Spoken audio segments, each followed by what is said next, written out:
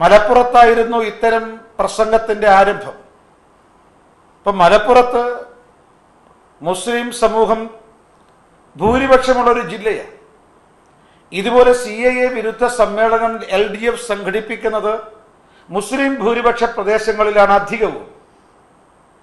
അവിടെയാണ് തികഞ്ഞ മതാന്ധതയും മുസ്ലിം വികാരം ആളിക്കത്തിക്കുന്നതുമായിട്ടുള്ള പ്രസംഗങ്ങൾ മുഖ്യമന്ത്രി ബോധപൂർവം നടത്തുന്നത്.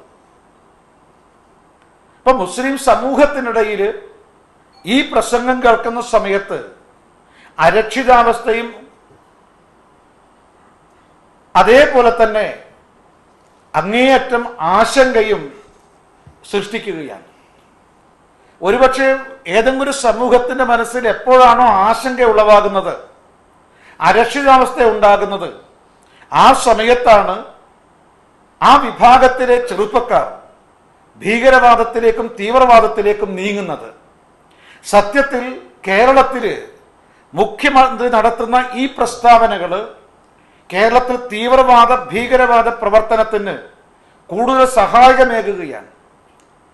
മുഖ്യമന്ത്രി തീവ്രവാദ ഭീകര പ്രവർത്തനത്തിലേക്കുള്ള റിക്രൂട്ടിംഗ് ഏജന്റായിട്ട് അധപ്പതിച്ചിരിക്കുകയാണ്. വിഭാഗീയതയുടെ വിദ്വേഷത്തിന്റെ രാഷ്ട്രീയമാണ് LDF നടത്തിക്കൊണ്ടിരിക്കുന്നത്. സത്യത്തിൽ CAA എന്ന നിയമ ഭേദഗതി, പൗരത്വ നിയമ ഭേദഗതി ഏതെങ്കിലും മതത്തിനെതിരായിട്ടുള്ളതല്ല. മുസ്ലിങ്ങളുടെ പൗരത്വം റദ്ദ് ചെയ്യുന്നു എന്നാണ് മുഖ്യമന്ത്രി ആരോപിക്കുന്നത്. ഞങ്ങൾ മുഖ്യമന്ത്രിയെ വെല്ലുവിളിക്കുകയാണ്. ഈ പൗരത്വ നിയമ ഭേദഗതിയുടെ പേരിൽ കേരളത്തിൽ ഏതെങ്കിലും ഒരു മുസൽമാന്റെ പൗരത്വം റദ്ദ് ചെയ്തതായിട്ട് കേരളത്തിലെ മുഖ്യമന്ത്രിക്ക് തെളിയിക്കാൻ സാധിക്കുമോ? മുഖ്യമന്ത്രി മുസ്ലിം സമൂഹത്തെ തെറ്റിദ്ധരിപ്പിക്കുകയാണ് ബോധപൂർവം.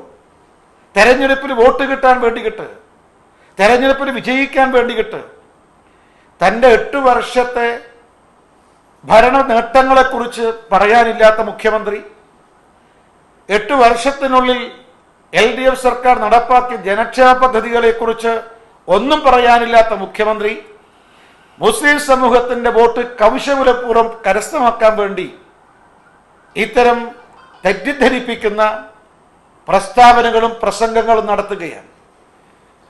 മുഖ്യമന്ത്രി ഏതെങ്കിലും ഈ CAA നിയമത്തിന്റെ പേരിൽ അല്ലെങ്കിൽ പൗരത്വ നിയമ ഭേദഗതിയുടെ പേരിൽ ഏതെങ്കിലും ഒരു മുസൽമാന്റെ പൗരത്വം കേരളത്തിൽ റദ്ദ് ചെയ്തിട്ടുണ്ടോ, ഇന്ത്യയിൽ റദ്ദ് ചെയ്തിട്ടുണ്ടോ എങ്ങനെ മുഖ്യമന്ത്രി പറയണം? ഒരു മുഖ്യമന്ത്രിക്ക് ഇങ്ങനെ ജനങ്ങളെ തെറ്റിദ്ധരിപ്പിക്കാൻ പാടുണ്ടോ? സത്യത്തിൽ പൗരത്വ നിയമ ഭേദഗതി എന്താ? 2014 മുമ്പ് അഫ്ഗാനിസ്ഥാനിൽ നിന്നും പാകിസ്ഥാനിൽ നിന്നും ബംഗ്ലാദേശിൽ നിന്നും ഭാരതത്തിലേക്ക് വന്ന, അവിടെ പീഡനം സഹിക്കാതെ ഭാരതത്തിലേക്ക് വന്ന ഹിന്ദുക്കൾക്കും ക്രൈസ്തവർക്കും, അതായത് ആ 3 രാജ്യങ്ങളിലെ ന്യൂനപക്ഷ വിഭാഗത്തിൽപ്പെട്ട ഹിന്ദുക്കൾക്കും ക്രിസ്ത്യാനികൾക്കും പൗരത്വം നൽകുന്നതാണ് ഈ പൗരത്വ നിയമ ഭേദഗതി എന്ന് പറയുന്നത്. പീഡിതരായിട്ടുള്ള ഈ ഹിന്ദു ക്രൈസ്തവ സമൂഹത്തിന് പൗരത്വം കൊടുക്കുന്നതിൽ എന്താ തെറ്റുള്ളത്? ഇതാ ഇപ്പോഴും കേരള ഗവൺമെന്റ് ഈ പൗരത്വ നിയമ ഭേദഗതിക്കെതിരെ സുപ്രീം കോടതിയിൽ പോയിരിക്കുകയാണ്. അതായത് ഹിന്ദുക്കൾക്കും പൗരത്വം കൊടുക്കാൻ പാടില്ല, ക്രിസ്ത്യാനികൾക്കും പൗരത്വം കൊടുക്കാൻ പാടില്ല. ഇതാണ് സുപ്രീം കോടതിയോട് ആവശ്യപ്പെടുന്നത്.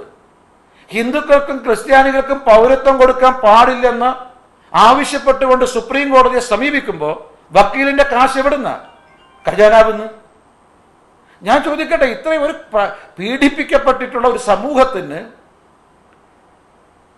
പൗരത്വം നൽകുന്നതിൽ എന്ത് അപകടമാണുള്ളത്?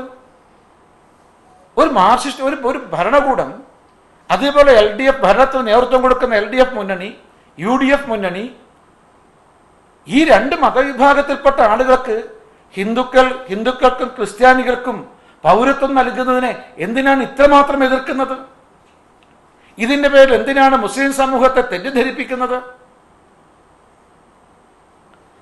ഈ നിയമത്തിൽ എവിടെയെങ്കിലും മുസ്ലിം എന്ന് എവിടെയെങ്കിലും പറഞ്ഞിട്ടുണ്ടോ?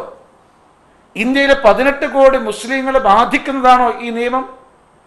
ഇന്ത്യയിലെ 18 കോടി മുസ്ലിങ്ങളെ ഒരു തരത്തിലും ബാധിക്കാത്തതാണ് ഈ നിയമം. എന്നിട്ടാണ് ഈ തെറ്റായ പ്രചരണം, തെറ്റിദ്ധരിപ്പിക്കുന്ന പ്രചരണം, പ്രസംഗങ്ങൾ മുഖ്യമന്ത്രി നടത്തുന്നത്.